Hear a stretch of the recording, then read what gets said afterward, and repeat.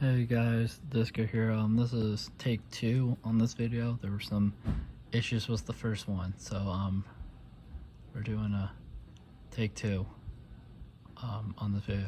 But yeah, if you guys haven't watched it, because I'm the only person that's seen it, go ahead and check out my 6 ever DC and Dev Daily video. Again, no one's seen it but me, so I would highly recommend watching it if you want to watch me struggle to I would just go and watch it. But today we're going to read the developer update about the upcoming entrance mission chapter. Me and Orange have both played only one match as the Singularity, and we haven't played a match since. I've been busy, and also I didn't really want to deal with it, so yeah. Well, I mean, I wanted to deal with it, but we were also getting rewards in the live version every day, and I also wanted to make progress in the Rift, so I just didn't really play. But it's fine. It's last week the upcoming entrance mission chapter at the public test build PTB. Since then, we've been watching very closely to see what you have to say about it. While it's been a pleasure seeing so many people enjoying the new content, we've also caught on to a few pain points, which we plan to address before the chapter goes live June 13th. In this post, we'll take a moment to share our findings as well as the changes you can expect to see when the update goes live to Singularity. First up, we'll cover the new killer, the Singularity, the AI-driven android, launches biopods around the map. These biopods not only allow it to surveil their surroundings, but also affect survivors with the temporal slipstream. Never got to use the temporal slipstream, so no clue what that means. Allowing the Singularity to teleport to them that never got teleported, don't know what that means. Survivors can fly back using EMPs found around the map, granting them the ability to remove temporal slipstreams and temporarily disable biopods. I felt the temporarily disabled biopods. We found out all the EMPs were effective, counting Singularity's power. Too much of them lead to frustrating measures for the killer. Yep. There was just so many EMPs going off, especially at the bots. You just couldn't use your power at all. Very annoying. This is something that was echoed in your feedback. Many felt that their biopods were disabled too often, and survivors almost always had an EMP at hand was the case. We want to keep EMPs meaningful. The worst thing out for survivors. We instead reducing the number of EMPs available for the following changes. Thank God you're reducing that. Decreases the number of supply cases to 5 with some behavior. What the fuck were you on when you made a 7? What the fuck were you on when you made a 7? What? I need to know what you were on so I can get me some of that. What the hell? Supply cases now take 90 seconds to print the EMP passively, was 80 seconds in running supply case printed EMP for this factor. At least it's slower to get one because Jesus. Too many EMPs in the PTB, my god. Way too many EMPs in the PTB. Visually, survivors who are currently holding an EMP will no longer see or supply cases to reduce visual clutter and make it harder to effectively chain together both leases. Oh, thank God. I only played the Singularity during the PTB, never touched Survivor because I didn't want to play against actual people because I suck. But seriously, you're telling me behavior. You thought it was a good idea to let survivors who are holding an EMP seize other supply cases? Dude, what were you? Oh my god, behavior. What were you on? That's such a. I mean, EMPs were already so powerful because there were 7 cases and it took 80 seconds to passively, for them to passively get it took 80 seconds to passively get one in the chest. But once you had an EMP, you could also see auras as supply cases. You could literally use an EMP that on a biopod or whatever, and then grab another EMP and use it. You could just, oh my god, behavior. Thank God you're changing that. Another piece of feedback we received is that it wasn't very clear when biopods were disabled. During the PTB, the only way to tell you were controlling a disabled biopod was the core targeting reticle. This is immediately obvious if it's your first time playing the Singularity, so your best decision make it clear. I mean, it was pretty clear. It was literally all red with an X compared to the normal green, so it was obvious. But also, if you remember when Orange played it, he didn't know what was happening because, of course, it was our first time playing and even seeing it, so we were a little confused. But it made sense after a bit. Lastly, we've added a meter to the power icon terms that overclock duration. Never got to use overclock. In my personal opinion, yeah, this if we're going based off of PTB Singularity, he kind of sucked just because Well, he didn't suck. It was just EMPs were like OP, so you just never got to use his power. So I never got to even use the. I never got to use overclock mode. I don't know how giving down several switching works. I'm not sure how overclock works. I don't know anything about this chapter really, because while I played the singularity, did I really win how many EMPs and whatnot? So this will give you a better idea of how long it will last over teleporting, so you can better plan your next move. At the same time, we've updated 2 add-ons: the diagnostic tool repair, and the machine gel to be active during overclock rather than out of teleporting, in order to make it clear when their effects are active. Again, I never got to use it. No, so cool. During the executioner, during the PTB, we made a change which allowed the executioner's punishment of the damned attack to inflict torment. The goal with this change was to give the killer more ways to constantly apply torment on careful survivors who were able to avoid torment trails. Yeah, a lot of Pyramid Head players that I play against, not all, but they do like put trails everywhere, and sometimes depending on the map you get the individual player like playing Pyramid Head, like how much knowledge he has on the character and how the powers and stuff works. Sometimes it's pretty much impossible to avoid the trail, and other times you can just avoid it. So giving more options to to apply torment does sound like a good idea. But the fact that he's in here probably means something else. So, well, this absolutely had the intended effect of spending more torment. We also had some concerns regarding how this could be used to more effectively camp and tunnel. In my personal opinion, I don't see camping and tunneling being that big of an issue with it. Let me explain. Pyramid Head, you could literally, as of right now, you could literally put a trail like around the hook, so when they go to unhook, they just get stuck in it. Like, you can already kind of, you know what I mean? Like, you can already kind of, like, protect the hook with this power and get torment. So, while that is a concern, I don't see it being as big of an issue as other people are saying, because, again, you gotta look at individual players here. Not everybody tunnels and face cams. Most of my issues the past few days, if you guys have been watching my, DC videos, because I've made 3 DC videos in 1 month, 4, 5, and 6. We're all in the months of May. It is now June as I'm recording this, so you know what I'm saying. But yeah, all 3 of those DCs were because of tunneling. Like, tunneling is an issue, and there's kind of ways to prevent it, but the thing about the haste and the endurance is if they're tunneling, you're gonna go down anyways. You know what I mean? They're tunneling you, they hit you, now you have deep wounds. If they hit you again, which they probably will if they're tunneling you, now you're downed, now you're hooked again. Good job, behavior. Tunneling is still viable. It's just, there's a little bit more you can do against it with the endurance and haste, but it is still something that they can very well do, if that makes sense. So in my personal opinion, I thought Pyramid Head was fine. I was actually happy that they applied torment, so there was more than just like making trails. But okay. This flashbang of the dam can hit multiple survivors and unhook with both survivors right from avoidable torment.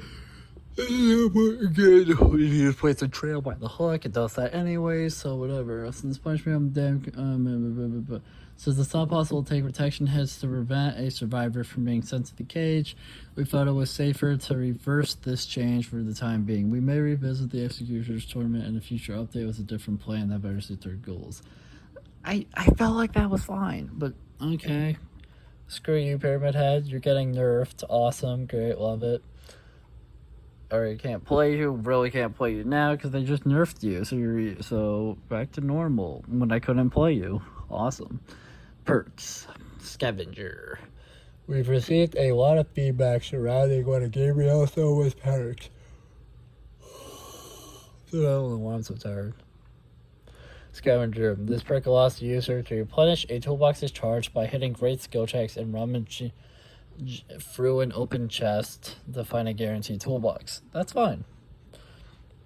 Many have voiced concerns over how powerful this effect can be when paired with a strong toolbox, doubling the value of an already strong item. Or specifically, it allowed the survivor to replenish their toolbox while continuing to work on generators, unlike Build to Last, which requires them to leave the generator and hide in a locker.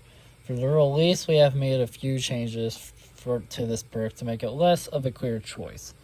To be fair, while it is pretty strong that you can just replenish the toolbox, it's really hard for most players, I would say, to get great skill checks consistently. Like, I can get great skill checks, but a lot of times when I go for great skill checks, I'm not able to get it. I almost miss anytime I go for a great skill check, so I've learned to go for at least good skill checks and, occasionally get great skill checks, which is fine. It works for me. So I feel like while Scavenger it can be broken, I feel like it also depends on the individual player, which is fair. So what they do? So they increased the number of great skill checks required to 5, was 4, so they made it 1 more. That 1 more doesn't sound like a big deal. I know a lot of you are probably, well, why did they change it only to 5? But here's the thing. With how difficult, the great skill check zone is small, and it's tricky to pull it off all the time. I feel like that's fine. Increasing that to 5 is pretty good of a change, because again, it's pretty difficult to hit great skill checks, at least for me, so that's fine. Says once activated, your generator repair speed is reduced by 50% for 40, 45, 30 seconds. Okay, so perk Scavenger gets activated because you hit a great skill check, or maybe you hit all the great skill checks, I don't know. But now your generator repair speed is reduced by 50%.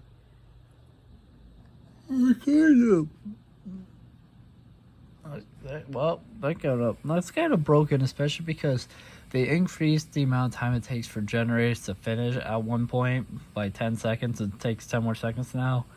And also, I've had plenty of games where the killer wins without doing a single gen because they just know where all of us are all the time, just keep screwing us over. So yeah, that's kind of a big nerf, that part, just in terms of context of the individual matchup. That's pretty big. If you're on that gen by yourself, then you're really gonna feel that. Scavenger can now be used more than once per trial, but you can behavior.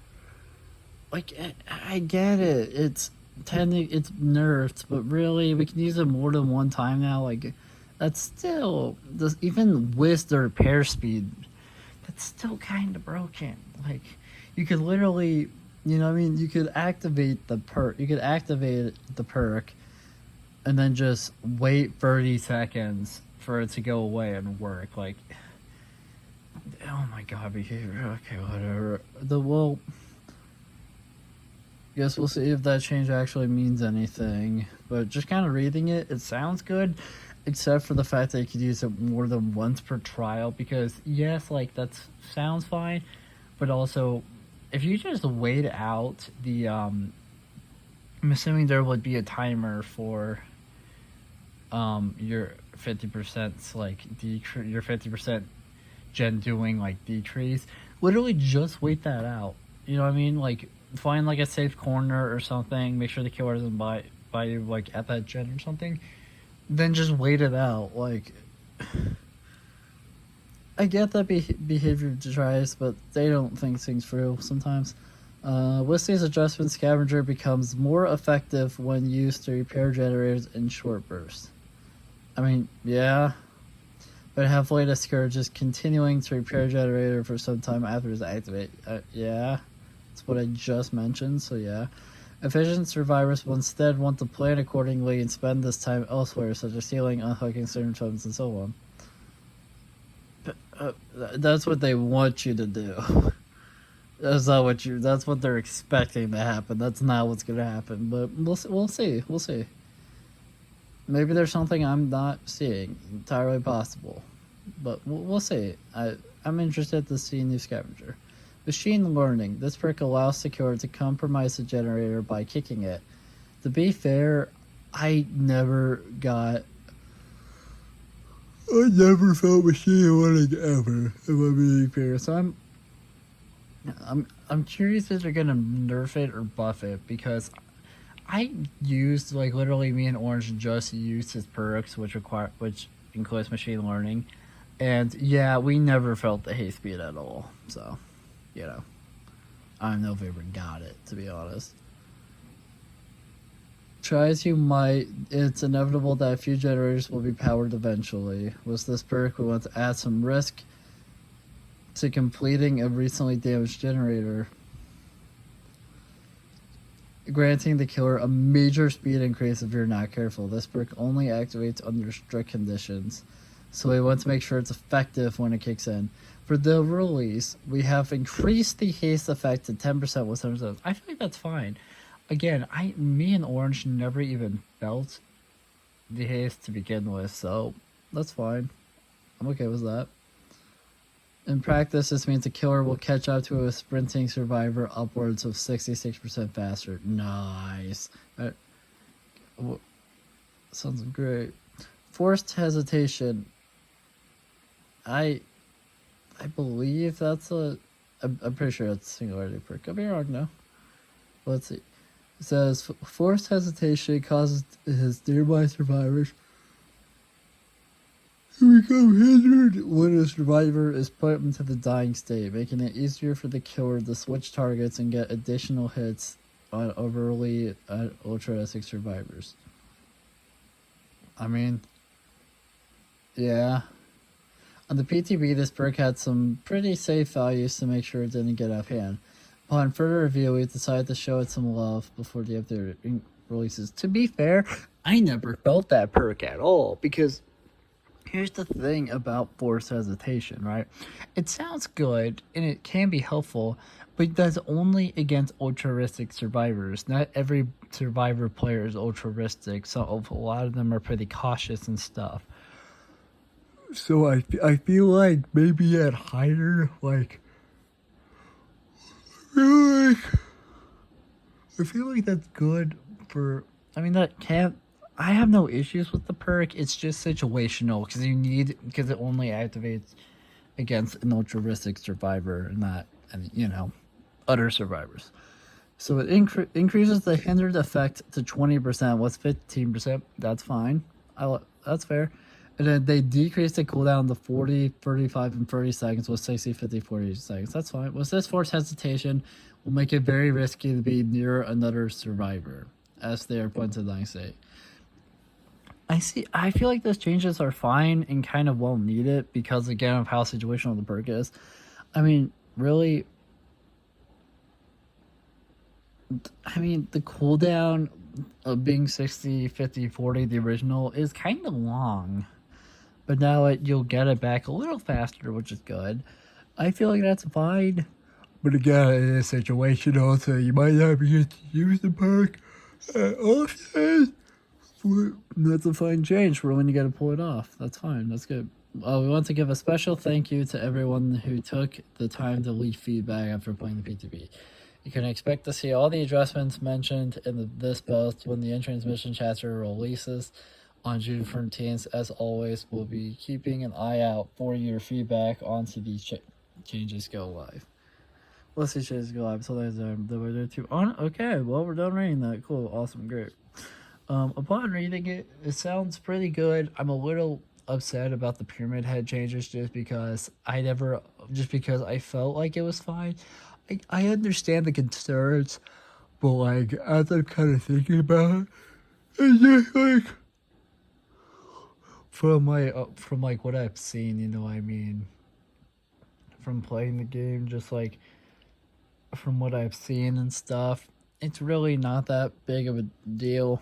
In my opinion, like, it's really, I feel like that would have been fine to leave in. I hope they do revisit it, since screw my opinions. They already getting rid of that. But I am curious to see. I do hope they return to Pyramid Head someday. He is very tricky to use. I feel like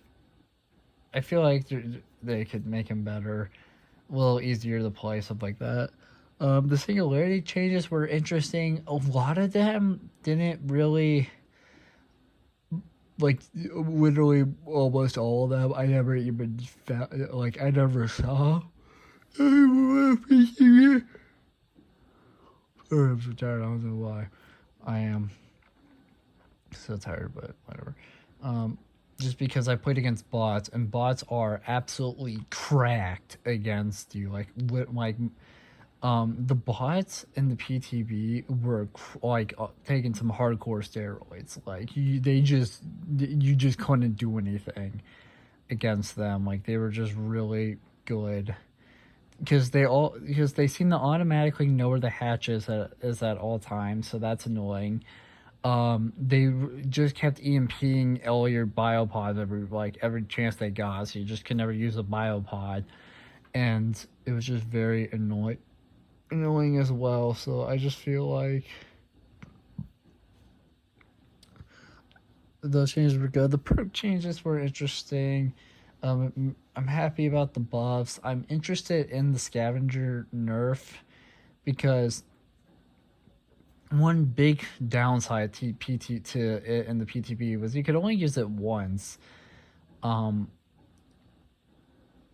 But now you can use it more than one time. Like in a way, that's a pretty big buff when you think about it.